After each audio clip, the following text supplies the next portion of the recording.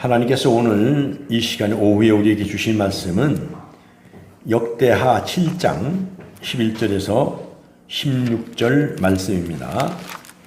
이제 하나님의 말씀입니다. 다 같이 일어나셔서 우리 하나님의 말씀을 받도록 하겠습니다. 오늘 주시는 말씀으로 여러분의 심령에 큰 은혜가 임하시고 하나님의 영이 임하시기를 주의 이름으로 축원합니다. 한 절씩 한 절씩 교독하도록 하겠습니다. 역대하 7장 11절에서 16절 말씀. 솔로몬이 여호와의 전과 왕궁 건축을 마치고 솔로몬의 심중에 여호와의 전과 자기의 궁궐에 그가 이루고자 한 것을 다 형통하게 이루니라.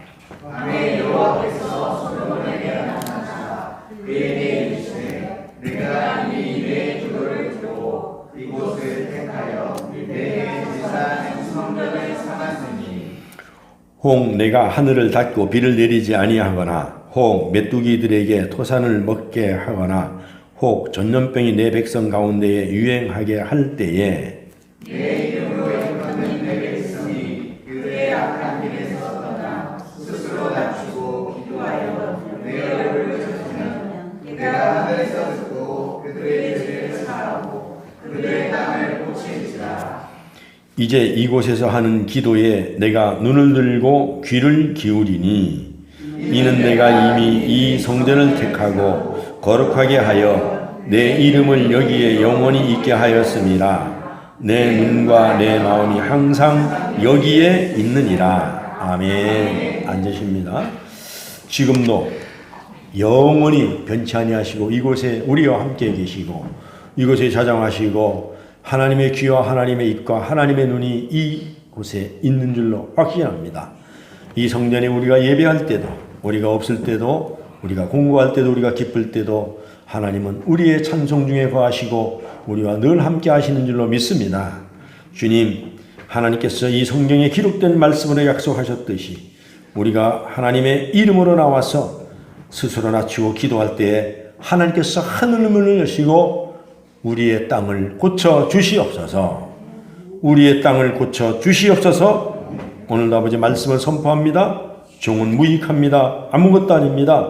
하나님 말씀을 친히 종에게 기름 부어 주셔서 선포케 하여 주시고 듣는 자들마다 다 아멘으로 은혜가 되게 하여 주시옵소서. 하나님께는 영광이 되게 하여 주시옵소서. 예수님의 이름으로 기도하옵나이다. 아멘. 할렐루야. 아멘. 점심은 다 잘 드셨습니까? 예. 자, 오늘 한번 따라합니다. 그들의 땅을 고칠지라. 그들의 땅을 고칠지라. 예. 그들의 땅이라는 것은 모든 우리 일상생활에서 일어나는 모든 것들을 다 말씀하시는 거예요. 여러분들이 어떤 것이든지 여러분들이 잘못되었다고 하는 것을 하나님께 아뢰면은 하나님 고쳐주실 줄로 믿습니다. 아멘. 아멘. 우리 옆 사람과 인사합시다. 은혜 받읍시다. 은혜 받읍시다. 네, 점심 잡수시고 이제 졸릴 시간인데 졸지 말고 단디 은혜 받읍시다. 할렐루야. 그래서 우리 두 손 앞이 들고 기지개 켜면서 아멘으로 아멘. 아멘. 할렐루야. 네. 현대의 철학자들은 힉스터라는 사람은 혼란의 시대라고 합니다. 그리고 소로킨은 말하기를 지금은 위기의 시대라 이렇게 얘기를 합니다. 오든이라는 사람은 불안한 시대라고, 알렉산더는 합리적인 시대로, 괴슬려는 갈망의 시대로, 그리고 또 드러크라는 사람은 단절의 시대로, 갤릴레이는 불확실한 시대로 이렇게 정의하고 있습니다. 그렇다면 지금 현재를 살아가고 있는 저와 여러분은 이 시대를 무엇라고 말하고 싶습니까? 저는 제 개인적으로는 현대는 총체적으로 병든 시대다 이렇게 정의를 내리고 있습니다. 그리고 병든 것은 분명합니다. 왜냐하면 우리가 볼 때는 정직도 사라지고 그러다 보니까 정상적인 사회가 아닌 것 같고 그 다음에 거짓말이 일상인 것 같아요. 거짓말이 일상이고 왜냐하면 거짓말이 정직을 앞섭니다. 그러다 보니까 사람들이 전부 다 거짓말하고 정직하지 못하다 보니까 마음이 괴로워요. 불안해요. 그러다 보니까는 결국은 건강도 안 좋습니다. 건강도 안 좋아요. 왜냐면 성경에 보면은 근심과 불안, 초조는 뼈를 녹게 한다 그랬거든요. 그래서 어른들이 있어요. 왜 요새 안색이 안 좋지? 무슨 일이 있어? 집에 무슨 큰 일이 있는가 봐. 그래서 얼굴을 보고, 그래서 또 이런 얘기도 있어요. 우리나라에 보면은 40이 되면은 네 얼굴을 내놔라 그랬거든요. 그래서 여러분들 우리가 평생을 갖다가 나쁜 생각을 하고 나쁜 일을 하고 거짓말하고 이런 사람들 보면 얼굴이 찌그러들고 막 그냥 정치인들 가운데서도 그래요. 우리가 보면 지금 그래도 대로 정치를 하더라도 좀 잘했다 싶은 사람들은 얼굴이 늘 환한데 어떤 사람은 완전히 얼굴이 말이죠. 그냥 몹쓰게 변해 있거든요. 그건 그 속에 뭔가가 이 사람이 국민을 속이고 있다는 게 있기 때문에 그래요. 그래서 그런 가운데 병은 분명한 병인데 병의 원인을 모르고 있다는 사실이 더 큰 사회의 병폐라는 것입니다. 그래서 개선도 해보고 개혁도 해보고 혁명도 해봅니다. 이렇게 저렇게 해봅니다마는 아무리 해도 갈수록 점점 더 병은 깊어간다는 이야기입니다. 갈수록 태산이다 뭐 그런 얘기 있잖아요. 우리 성경에도 태산을 넘어 험곡에 가도, 그래서 이게 태산이 어딘가 찾아보니까는 이 태산이 중국에 있더라고. 중국에 내가 한번 태산에 한번 가봐야 되겠다. 한번 내가 얼마나 험난한가 한번 가볼 사람 한번 가봅시다. 태산이. 그래서 점점 어렵습니다. 나아지는 것이 없는 것 같아요. 병은 날로 자꾸 나쁘게 되어가는데, 그래서 사람들이 이래요. 옛날이 좋았다. 옛날은 뭡니까? 어제가 옛날이잖아요. 그래서 몇 년도에가 좋았다. 어렸을 때가 좋았다. 이렇게 얘기하거든요. 그런데 가만히 보면은요, 문제는 바로 여기에 있는 것입니다. 그래서 우리는 이렇게 얘기해요. 예수 믿는 사람들은 그 언제나 그 어디나 하늘나라지, 돌이켜보면 그때도 오늘날과 같이 똑같이 그렇게 걱정을 하고 있었어요. 그때도 안 좋다리고, 그때도 경기가 안 좋다리고, 그때도 사회가 안 좋다리고, 그때도 못 살겠다리고, 그렇게 살아왔어요. 그래서 심리학자 에리 프롬이라는 사람은 건강하지 못한 사회를 세 가지로 이렇게 분류하고 있어요. 근데 첫 번째로 사람들을 적대한다는 것입니다. 적대. 원수 맺는 일이 많아집니다. 모든 사람들을 평안과 사랑의 마음으로 대하지 않고 원수처럼 대한다는 것입니다. 원수처럼. 둘째는 불신앙입니다. 사람들은 서로 믿고 살기 마련인데 아무도 믿지 않는다는 이야기예요. 아무도 믿지 않는다는 이야기입니다. 이미 우리는 그래도 우리가 좀 젊었을 때만 해도 신문이나 TV에 나오는 건 믿었거든요. 근데 요즘은 아무것도 안 믿어요. 그건 오히려 더 가짜가 많이 나온다고 사람들이 생각을 합니다. 그리고 옳고 그름을 떠나서 자기 편거만 듣기를 원해요. 사람들은. 이게 세상 믿을 사람이 그래 하면서 뭐라래요? 세상에 믿을 사람 아무도 없다 그러거든요. 아무도 없다고. 그래서 사람도 병들었고 사회도 병들었다는 것입니다. 셋째는 도구화한다는 거예요. 사람들을 갖다가. 그러니까 도구화가 뭐냐면 상대방을 이용하려고 한다는 거예요. 이용하려고. 상대방을 수단화합니다. 그래서 인격 대 인격으로 대하는 것이 아니라 상대를 바라볼 때에 부의 축적의 도구로 바라본다는 거예요. 내가 저 사람을 어떻게 이용해가지고 내 이득을 취할까? 저 집단을 어떻게 이용해가지고 내 이익을 취할까? 그래서 심지어는 예수 믿는 성도들까지라도 예수의 사랑에 구원에 감격해서 나오는 것이 아니라 저 교회 가면 교인이 몇 명인데 내가 저 사람들한테 가서 내가 이 사업을 하면은 내가 덕을 볼 텐데 이거부터 계산한다. 그러니까 예수의 사랑으로 나오는 것이 아니라 그 집단을 도구화 해버리는 거예요. 도구화. 그래서 무엇인지 수단화하려는 생각으로 가득 차 있는 것이 이게 심각한 병든 사회라는 것입니다. 요즘에 와서 자연재해도 많이 일어나잖아요. 물론 옛날에도 많이 일어났는데 우리가 미디어가 발달되지 않아서 소식이 몰라서 그렇지 옛날에도 많이 일어났어요. 옛날에 만약에 살았다면 소돔과 고모라 그런 사태가 일어나려면 우리는 구전으로 귀로 들어가지고 10년이 걸릴 수도 있고 한 달이 걸릴 수도 있고 오늘날 같이 무슨 세계 여행을 많이 다니는 것도 아니고 비행기 타고 다니는 것도 아니고 그냥 그런 일이 있었는가 보다. 요즘은 막 실상황으로다가 TV에다 보여주기 때문에 그러면 이스라엘이 일어나는 전쟁도 옛날 같으면 언제 일어날지 모르는데 요즘은 뭐 즉각적으로 알잖아요. 즉각적으로. 사람의 운명을 우리가 그걸 보면 이거 뭐 저기 말이지 이스라엘 성지순례 갔다가 갈 때는 멀쩡하게 갔어요. 왜 하필 그때 갔느냐 말입니다. 근데 하늘에 전쟁이 일어나서 못 오는 거예요. 시리아 거기도 성지거든요. 다메섹 도상도 있고 많다면 바울의 선교지도 있고 지금 못 가잖아요. 근데 저는 정말로 운 좋게 하나님의 은혜로다가 시리아를 한번 갔다 왔단 말입니다. 지금은 못 가잖아요. 아마 이스라엘도 당분간은 못 갈 거야. 우리나라에서 금지를 시키니까. 우리나라 그래 나라가 힘이 있어야 된다는 것이 나쁜 쪽으로 힘이 있는 것이 아니라 힘이 있어야 되는 게 우리나라가 힘이 있으니까 수송기를 띄워가지고 갔잖아요. 물질이 경제적인 힘이 있고 외교적인 힘이 있으니까 가가지고 우리나라 165명 태우고 그래도 자리가 남으니까 일본 사람들 52명 태우고 또 싱가포르 사람들은 뭐 11명인가 6명 태우고 더 탈 사람 타라 이거예요. 이게 사랑이거든요. 그리고 그 대신에 우리 한국에 떨어뜨려 놓을 테니까는 나머지 너희들이 알아서 가라는 얘기거든요. 일단 전쟁터에서 빠져나오는 게 중요하잖아요. 중요하잖아요. 그래서 우리가 이렇게 힘있게 된 것은 선한 사랑의 힘이 있는 것은 하나님의 은혜인 줄로 믿습니다. 할렐루야. 저도 금강산 거기 갔다 온 걸 생각하는데 그걸 보면서 그랬어요. 금강산도 그때는 영원히 갈 줄 알았는데 갔다 오고 나서 이렇게 못 갈 줄 누가 알았겠습니까? 이게 다 끊겼거든요. 사실 금강산 때문에 좋은 일도 많이 있었지만 나쁜 일도 더 많아요. 우리나라 관광이 다 죽었거든요. 금강산으로 다 몰리는 바람에. 설악산이나 속리산이나 제주도 같은데 어마어마하게 투자해놨는데 지금 가보면 전부 다 폐허가 다 됐어요.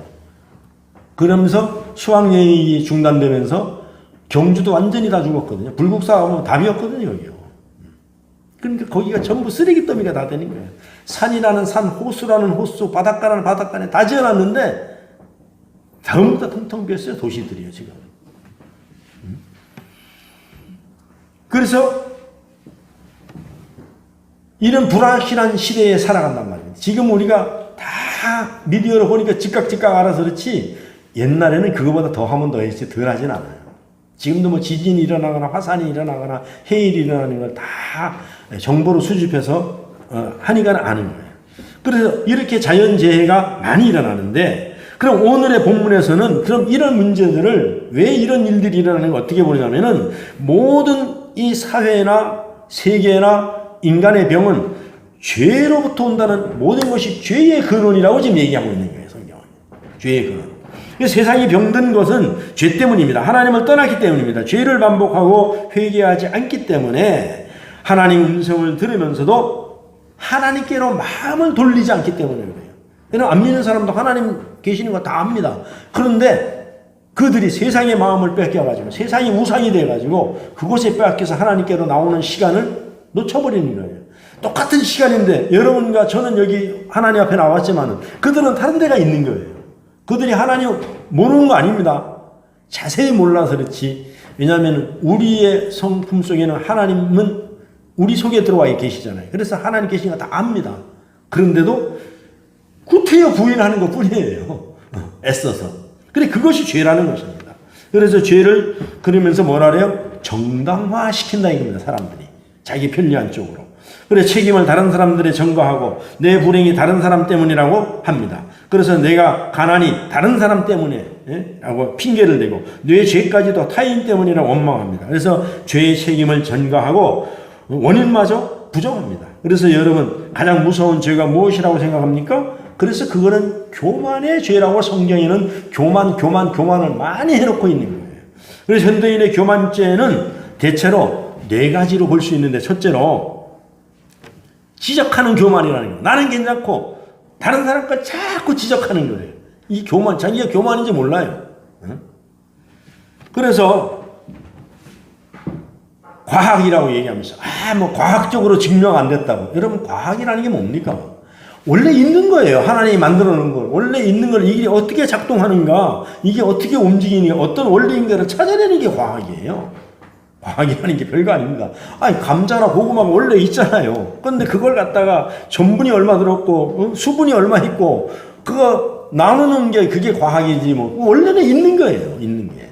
예? 그러면서 과학이 증명 안 된다면서 과학이 아니면 못 믿는다고 하면서 하나님 부인하는 것이 이게 교만이라는 것입니다. 교만. 둘째는 뭐냐면 권력적 교만입니다. 권력이면 모든 것 위에 올려놓습니다. 권력을 갖다가. 그리고 권력만 잡으면 불가능한 것이 없다고 얘기합니다. 그래서 수단과 방법을 안 가리고 사람들이 보고서 미디어를 보고 권력이 저렇게 좋구나. 그래서 권력을 수단과 방법을 안 가리고 권력을 쟁취하려고 합니다. 요즘에는. 그래서 그 권력을 잡으면은 그걸 놓지 않으려고 몰입합니다. 몰입해요. 이러한 교만이 권력적 교만이라고 하는 것입니다. 셋째로 도덕적 교만입니다. 권력으로 유장해놓고 내가 가장 정당하고 가장 애국적이며 정의면에 있다고 주장합니다. 그러니까 자기가 하는 건 다 괜찮아. 법 테두리에 법으로 하긴 해. 근데 그 법이 불법인잖아요. 잘못하고 있는데도 정당이잖아요. 그러면서 얘기하는 게 뭡니까? 그때 사람들이 많이 갖다 들이대는 것이 소크라테스도 악법도 법이라 했는데 그러니까 악법도 법이라고 정당화시켜 나가는 거예요. 그래서 그걸 갖다가 이제 우리는 떼거리라 그러잖아요. 떼거리. 그래서 민주주의가 다 우리가 하나님은 민주주의 아닙니다. 왜냐하면 그럼 하나님 민주주의면 이리 손들어 하면은 하나님 혼자 손들고 다른 사람 다 손들으면 그게 정당합니까? 안 들으면은. 그래서 하나님은 민주주의가 아닙니다. 하나님은 자유케 하는 거죠. 진리가 너희를 자유케 하리라. 하나님은 늘 실수가 없으시고 정의로우시기 때문에. 그래서 하나님은 성경에는 나를 따르라 이거지요. 네 멋대로 가라 이게 아닙니다. 그래 너희들이 인원이 많으니까 그쪽으로 가라. 그래도 성경에 보면 전쟁도 보면요. 인원 많다고 이기는 게 없어요. 항상 보면은요. 하나님의 말씀이 있는 곳에 승리가 있습니다. 하나님의 말씀이 있는 곳에 기쁨이 있어요. 그래서 진리라고 하는 거예요. 할렐루야. 네. 네. 그러면서 사람들이 아주 그냥 법 테두리 안에서 범죄를 하면서도 이게 정의고 진리라고 우기는 거예요. 넷째로 종교적 교만이 있습니다. 하나님은 부인합니다. 그 결과로 인간은 병들고 인간성이 상실되어 모든 관계가 파괴되고 망해가면서도 절대로 하나님을 믿으려고 안 합니다. 절대로 믿으려고 안 해요. 이것을 갖다가 종교적 교만이라고 하는 거예요. 그래서 오늘 본문을 통해서 그러면 하나님께서는 어떻게 이 땅을 고치시는가? 그들의 땅을 고치신다 그랬잖아요. 첫 번째, 하나님은 기도를 들으시는 하나님. 할렐루야. 오늘 12절에 한번 보겠습니다. 12절. 시작. 밤에 여호와께서 솔로몬에게 나타나 그에게 이르시되 내가 이미 내 기도를 듣고 이곳을 택하여 내게 제사하는 성전을 삼았으니. 할렐루야. 하나님께서는 오늘날 얘기하면 예배당, 옛날에는 성전에 하나님이 계신다는 겁니다. 물론 언제 어디서나 장소의 구애 없이 시간의 구애 없이 어딘지 계십니다. 그러나 특별히 여기 와서 있는 자를 하나님 눈여겨보고 그곳에서 기도를 들으신다는 얘기예요. 할렐루야. 여기서 나타나셨다. 듣고는 동사입니다. 동사. 그래서 성경은 도처에서 하나님은 듣고 보고 말씀하시고 가시고 일어나시고 기뻐하시고 슬퍼하시고 동행하시고 일하신다. 이런 얘기들이 많이 있어요. 그것이 뭡니까? 하나님은 살아계신 하나님이다. 이게 총체적으로 나는 살아있는 하나님이다. 하나님 듣고 보고 듣고 다 알고 계시니까 그걸 말씀하시는 거예요. 그래서 출애굽기 20장 4절을 보면은 뭐라 그랬어요? 하나님을 믿지 않는 것이 다 우상이라 그랬어요. 우상.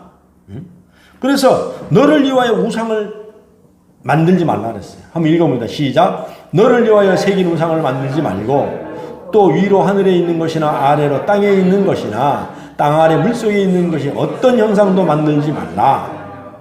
그러니 뭡니까? 하나님을 배제하고 나가서 돈 버는 것도, 하나님을 배제하고 좋아하는 것도, 취미생활하는 것도, 하나님을 배제하고 어디 가는 것도, 무슨 일을 하는 것도, 사업하는 것도 어떻게 보면 이게 다 우상이라는 이야기입니다. 우상. 돌에만 새겨서 이게 뭐 부처를 깎아놓고 저라니 우상이 아니고 하나님은 제껴놓고 사업을 하는 것도 우상이라는 이야기입니다. 그래서 하나님 안에서 다 하라는 얘기예요. 사업하기 위해서 교회 안 나오고 예수 안 믿고 성경 안 먹으면 우상이라는 이야기입니다. 그래서 심지어는 어떤 분은 그렇게 얘기하잖아요.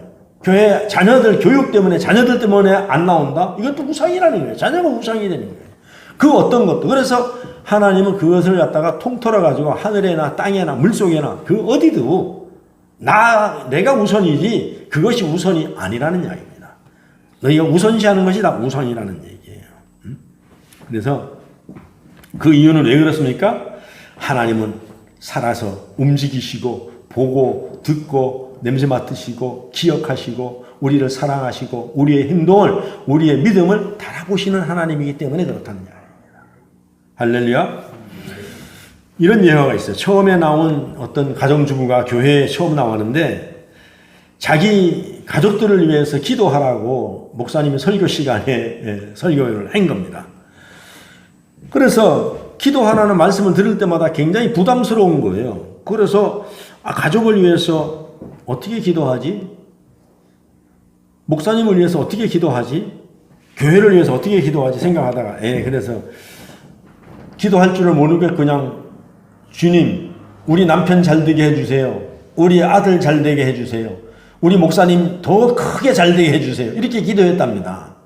근데 그렇게 기도하다 보니까 어떻게 하다 보니까 이게 너무 좀 싱겁고 막연하다는 이야기입니다. 그래서 어떻게 기도할까 생각하니까는 지난번에 한번 보니까 목사님이 설교하는데 어떤 그 큰 인물을 하나 놓고 큰 인물 하나 정해놓고 그 사람같이 되게 해달라고 기도를 해야 되겠다. 그런 생각했는데 초신자니까 잘 모르니까는 그래 목사님 지난번에 설교할 때 보니까 어떤 큰 사령과 같은 장군이 하나 있는데 그 사람이 멋져 보이는 거예요. 키도 크고. 그래가지고 그 사람이 골리앗이야. 그래서 주님 우리 남편 골리앗같이 되게 해주세요. 우리 아들 골리앗같이 되게 해주세요. 우리 목사님은 큰 골리앗같이 되게 해주세요. 그렇게 매일 기도했는 거예요. 그런데 이제 교회를 나오면서 성경 공부만 해도 성경 공부를 하다 보니까 이 골리앗이 나쁜 사람이야 보니까는 좋은 사람이 아니야. 그래서 그렇다고 깜짝 놀랐어요. 내가 기도를 잘못하고 있었구나. 그래서 그녀의 본심을 아시는 주님이기 때문에 뭐라고 하시진 않죠. 왜냐하면 본심은 좋잖아요. 좋게 하려고 기도했잖아요. 그래서 주님은 아마 그 기도를 이해하셨을 것입니다. 그래서 나타나 기도를 들으시는 하나님을 믿고 우리가 기도에 힘써야 될 줄로 믿습니다. 우리는 믿음을 가지고 하면 되는 거예요. 그래서 들으신 오늘 15절에 보면은 이곳에서 하는 기도에 내가 눈을 들고 귀를 기울이로 이렇게 했잖아요. 하나님은 우리가 성경에 기록되어 있어요. 너희가 말할 수 없는 탄식으로 너희 기도해도 내가 듣고 다 걸러서 이렇게 한다고 얘기되어 있잖아요. 그러나 우리가 바로 듣고 바로 알고 바로 기도하면 얼마나 좋겠느냐 이겁니다. 듣고 보고 기울이시고 응답하시는 하나님을 향하여 여러분들이 끊임없이 기도하시기를 주의 이름으로 축원합니다. 두 번째로 보면은 고치시는 하나님 그래서 고치신다 그랬어요. 고친다는 건 뭡니까? 무언가 잘못된 것을, 무언가 방향이 틀어진 것을, 무언가 우리가 반대로 가는 것을 바로 잡아주는 것이 고치는 거잖아요. 오늘 14절에 보면 내 이름을 일컫는 내 백성이 그 악한 길에서 떠나 스스로 겸비하고. 그러니까 하나님을 떠나서 다른 곳에 가 살다가 하나님의 이름을 믿고 교회 나오고 그 다음에 회개하고 바른 길로 기도하면은 하나님께서 얼굴을 구하면은 하늘에서 듣고 내 죄를 사해 주시고 그리고 그 땅을 고쳐준다 그랬어요. 그들의 땅을 고쳐준다는 거니까 내가 응답하겠다는 이야기입니다. 그걸 총체적으로다가 옛날에 우리가 보면은 종합선물이라는 게 나왔었어요. 그 종합선물을 왜 좋아했느냐면은 사실 내 아들이고 내 딸이라도 뭘 좋아하는지 잘 모르잖아요. 그러니까 종합선물 안에 다 있으니까 그거 하나 사다 주면 좋은 거예요. 그냥 아이들도 좋아하고. 그거 마찬가지로 하나님께서 그들의 땅을 고쳐준다는 것은 여러분의 기도를 어떤 방법으로 하든 하나님 다 알고 계신다는 이야기입니다. 할렐루야. 그 사람이 병 때문에 하는지 저 사람이 사업 때문에 하는지 저 사람이 가정 때문에 하는지 사업 때문에 하는지 인간관계 때문에 다 안다는 얘기야. 그래서 그들의 땅을 고쳐준다고 총체적으로 말씀하고 계시는 거예요. 그래서 여기 이름은 그 사람의 실체, 인격과 존재를 상징합니다. 그래서 주님이 뭡니까? 내가 내 이름을 걸고 내가 너에게 얘기하는데 내가 반드시 그들의 땅을 고쳐주리라. 할렐루야. 내 이름으로 일컫는 내 백성이란 하나님의 명예를 걸고 선택한 백성이라는 것입니다. 그래서 그 백성이 하나님께 기도하면 그 백성들과 그들이 사는 땅을 고쳐주신다는 것이 오늘 본절의 하나님의 뜻이라는 것입니다. 하나님의 뜻. 중요한 것은 어떻게 기도하느냐가 즉 기도의 태도를 얘기하고 있는 거예요. 자, 우리가 이 예화를 한번 들어볼게요. 그리스의 작가인데 그리스 나라 그리스의 작가잖아요. 거기 작가며 시인인데 니고스 키찬사스키라는 사람이 있어요. 이게 뭐 러시아나 이런 데 사람들은 이름을 외우기가 굉장히 힘들어요. 발음이 잘 안 돼. 우리는 김치, 감자, 고구마, 김 이런 발음하다가 이런 발음이 잘 안 됩니다. 이게 보면은. 근데 이 사람이 얘기한 건데 하나님 앞에서 우리의 기도는 어린아이의 징징거림의 기도가 돼서는 안 된다는 것입니다. 이 사람 얘기는. 기도는 마치 사령관 앞에 서 있는 병사와 같이 해야 된다는 것입니다. 병사와 같이. 이 여성분들 군대 안 갔다서 모르는데 사령관 앞에 있는 병사는요 정말로 완전히 명령에 의해서 살고 죽습니다. 그러니까 어떻게 기도해야 되느냐 하면은 오늘 작전 계획에 따라서 이렇게 싸웠습니다. 그리고 이렇게 승리했습니다. 그리고 이렇게 실패했습니다. 하지만 다시 시킬 일이 없으십니까? 사명을 완수했어요. 실패할 수도 있고 성공할 수도 있어요. 그러나 하나님 내가 다시 사명을 주시옵소서. 이렇게 기도해야 하며 이게 우리의 기도가 되어야 한다는 것입니다. 그런데 우리는 늘 어린아이와 같이 징징거린다는 것입니다. 그러나 우리는 하나님 앞에 부름받았다는 사실을 기억해야 됩니다. 왜냐하면 이것은 위로부터 났기 때문에 그렇다는 것입니다. 그러니까 우리가 어떻게 기도해야 될지를 이 사람이 잘 나타나고 있는 거예요. 그러니까 기도는 뭡니까? 우리의 뜻을 관철시키는 것이 아니라 하나님의 뜻을 묻는 거예요. 다시 어떻게 할까요? 사명을 한다. 그래서 해결한 죄와 불의와 불법의 현장으로부터 떠나는 것입니다. 그래서 오늘 주님은 세 번째 뭐라고 얘기하면은 악한 길에서 떠나라고 얘기합니다. 악한 길에서 떠나라는 거예요. 그래서 악한 길에서 떠난다는 것은 회개를 얘기하는 거예요. 그래서 도둑질한 죄를 진 사람이 나는 이제 회개했으니까 도둑질은 절대로 안 해. 그런데 나가서 강도질을 하면 안 된다는 얘기죠. 회개했으면 도둑질을 해서도 안 되고 강도질을 해서도 안 되고 전부 하지 말아야 된다는 이야기입니다. 이게 용어의 싸움을 용어 갖고 그걸 갖다 뭡니까? 꼬투리 잡기를 하잖아요. 사람들이. 기독교는 용어의 싸움이 아닙니다. 그래서 도둑질에서 떠나 하나님께로 돌아오지 않고도 큰 죄에게로 돌아갔기 때문에 그것은 여전히 죄인이라는 것입니다. 그래서 도둑질을 끊었으면은 강도도 끊어야 되고 살인죄도 끊어야 되고 남을 속이는 것도 끊어야 되고 사기죄도 끊어야 되고 다 끊어야 된다는 것입니다. 그것이 회개라는 것입니다. 그 다음에 자신을 스스로 낮춰야 된다고 얘기하고 있습니다. 오늘 본문에 보면 이것은 자신을 과대평가하거나 스스로 높이지 말라는 것입니다. 그리스도인이 할 일은 하나님을 높이는 일입니다. 하나님을 높이는 일. 그래서 하나님을 높이는 사람은 어떻게 해야 돼요? 자신을 낮춰야 되는 거예요. 어떻게? 마치 어린아이를 갖다가 내가 존중한다, 어린아이 사랑한다 하면서 늘 어린아이가 어른을 이렇게 올려다보게 하는 것이 아니라 무릎을 꿇고 낮춰가지고 그 아이를 똑같이 눈높이에 맞추는 것이다 이겁니다. 맞추는 것이다. 그래서 교만은 기도를 막게 하고 은혜를 막고 축복을 가로막기 때문에 너희가 스스로 자신을 낮춰야 된다는 것입니다. 그 다음에 크게 세 번째로 보면은 하나님의 얼굴을 구해야 된다는 것입니다. 본래 얼굴이란 목 부분인 머리, 앞부분, 이마, 턱, 두 귀의 둘레 이 안쪽을 말합니다. 그러니까 옷을 입지 않는 곳이 얼굴이에요. 요 뒤에는 머리털이 있는 데는 머리고 머리털이 없는 데는 얼굴이잖아요. 그래서 몸은 옷으로 감싸서 잘 보이지 않지만 얼굴은 그대로 잘 드러납니다. 그래서 사람들은 각자가 타고난 얼굴이 있습니다. 얼굴이 있어요. 그런데 요즘은 하도 성형수술을 많이 해가지고 우스갯소리가 있잖아요. 점쟁이한테 가면 얼굴이 틀려가지고 점괘가 안 나온다는 게 점괘가 안 나온다는 얘기예요. 그런 얘기들이 있어요. 뭐 우스갯소리지만. 그래서 관상장애인들도 얼굴을 너무 성형을 해가지고 헷갈려가지고 제대로 하지는 못한다는 이야기입니다. 그런 뭐 우스갯소리가 있습니다. 근데 본래 타고난 얼굴이 진짜 관상인데 다 뜯어 고쳤기 때문에 관상이 잘 맞지 않는다는 이야기예요.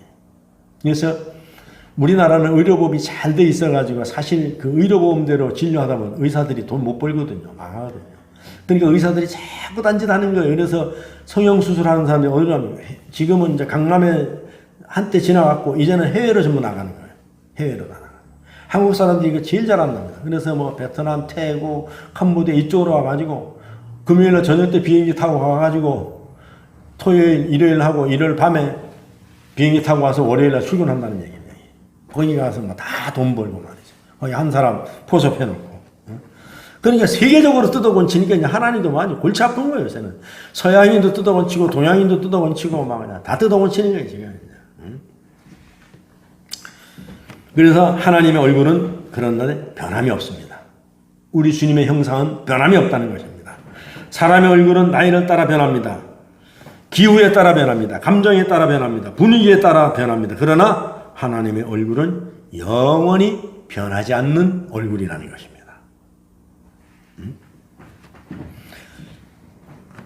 파리의 르브르 박물관에 가면은 그 다빈치의 그 그림이 있잖아요. 가서 보니까 거기 사람들이 와서 막 사진을 많이 찍어요. 그러니까 저도 거기 사진 한번 찍으면서 그랬어요. 이거 찍어다 뭐하지 내가 이거. 뭐 컴퓨터에 들어가도 많이 있는데. 근데 놀라운 것은요. 그 그림은요. 엄청나게 비싸다는 겁니다. 그게. 엄청나요. 우리 여러분과 저는 그 그림 그냥 줘도요. 관리 못합니다. 관리 못해요. 그 관리비도 엄청나게 들어가거든요. 근데 그거 뭐 집에 갖다 걸어놨다 해가지고 나한테 무슨 유익이 있을까 내가. 그거 그냥 줘도 우리 관리 못합니다. 어디가 팔아도요. 팔리도 못해요. 그런데 그런 그림도 이렇게 비싼데. 그러나 하나님의 얼굴은 그 다빈치가 늘 미소를 짓고 있지만은 그건 가짜예요. 가짜. 미소 짓는 게. 그러나 하나님은 늘 우리를 바라보시고 살아있는 웃음으로 용서하는 웃음으로 사랑하는 웃음으로 우리에게 인자한 웃음으로 늘 변함없이 우리에게 다가오신다는 것입니다. 그래서 그 주님이 내가 얼굴을 구하면은 내가 얼굴을 들어서 너희를 바라본다고 했어요. 그런 얼굴로다가. 그래서 그 얼굴을 구하면은 고침을 받는다는 사실이. 오전에도 말씀을 드렸잖아요. 실패했으면 주님의 얼굴을 바라보라고요. 그렇습니다. 주님은 오늘도 얼굴을 바라보라는 것입니다. 얼굴을 구하고 사모하고 사랑하고 바라보면은 내가 다 문제를 해결하시겠다는 이야기입니다. 할렐루야. 사랑하는 사람이 서로 눈을 갖다가 마주보고 있으면은 아무 얘기도 안 해도 그렇게 행복하잖아요. 그렇게 행복하잖아요. 그러나 싸움을 하고 나서 증오하는 사람의 눈빛으로 도끼가 서려가지고 보면은 왜 이렇게 무섭습니까? 왜 무섭습니까? 여러분 강아지 안 길러보셨죠? 개도요 자기가 잘못하면요 주인이 가면요 꼬리를 딱 내리고요 살랑살랑하고 얼굴을 못 쳐다봅니다. 개도요. 희한하죠 우리 동물도요. 그래서 도망가고요.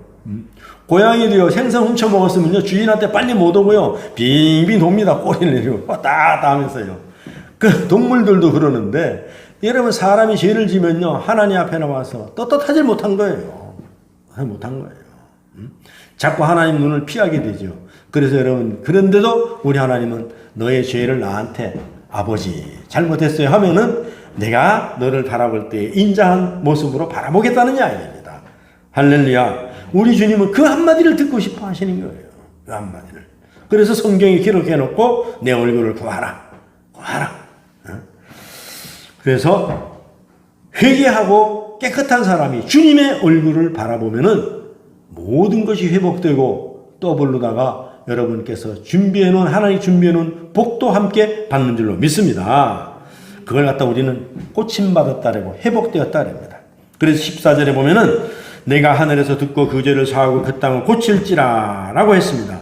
땅이란 흙, 경작지입니다. 그러나 여기서 말하는 땅은 거기 사는 사람들과 경작지에서 생산되는 토산물, 채소, 곡식, 과일, 그것을 먹고 사는 사람들 전체를 얘기하는 거예요. 전체를 먹고. 그것에 있는 동물들, 그리고 거기에 보면은 전염병까지 얘기하잖아요. 전염병. 전염병까지 다 고친다는 얘기입니다. 그래서 출애굽기 15장 26절에 보면은 나는 너희를 치료하는 여호와라. 이렇게 한번 읽어보겠습니다. 시작. 이르시되 너희가 너희 하나님 여호와의 말을 들어 순종하고 내가 보기에 의를 행하며 내 계명에 귀를 기울이며 내 모든 규례를 지키면 내가 애굽 사람들에게 내린 모든 질병 중 하나도 너희에게 내리지 아니하리니 나는 너희를 치료하는 여호와임이니라. 할렐루야. 그럼 이렇게 뒤집어 보면 이 모든 것이 사회의 악이 어디서부터 옵니까? 죄악 때문에 오는 거예요. 지난번에 코로나도 어디서부터 왔어요? 죄악 때문에 온 거라고 생각하면 돼요. 모든 질병 하나라도. 할렐루야.